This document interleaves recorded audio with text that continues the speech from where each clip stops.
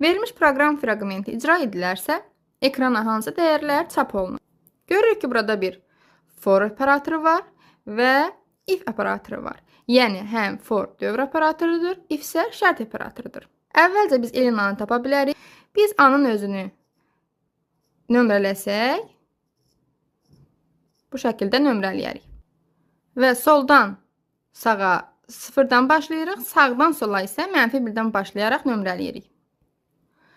İnin ilk olaraq 0 qiymətinə baxırıq, çünki 0 ilə 5 intervalındadır. I0-da, yəni A0 böyükdürmü A-1-dən? A0-ımız nədir? 12-dir. A-1-imiz nədir? 10-dur. 12, bəli, böyükdür 10-dan. Ənd isə və operatorudur, yəni və deməkdir. Hər iki şərt ödənməlidir. A0-a baxırıq ki, ilk şərtimiz ödəndi. Və sonra A0-a baxırıq 12. Görək, kiçikdirmi A1-dən, 15-dən? Deməli, bu şərt ödənir. Bəli, kiçikdir. Ona görə, yəni A0-ımız çap olunacaq getdi. İndi baxaq, i1 olan halına baxırıq. Əgər A1, yəni A1-imiz nədir? 15. 15 böyükdürsə 12-dən. 15, bəli, böyükdür 12-dən. Bu şərt ödəndi. İkinci şərt. Əgər 15 kiçikdirsə 14-dən. Bu şərt ödənmədi.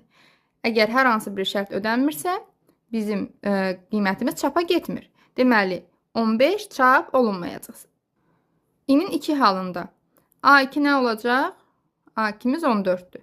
14 görək böyükdürmü 15-dən? Xeyr, elə ilk şərtimiz ödənmir. Digərinə baxmağa ehtiyac yoxdur. Deməli, 14 də, yəni A2 də çap olunmayacaq. Keçirik yenə növbəti qiymətə.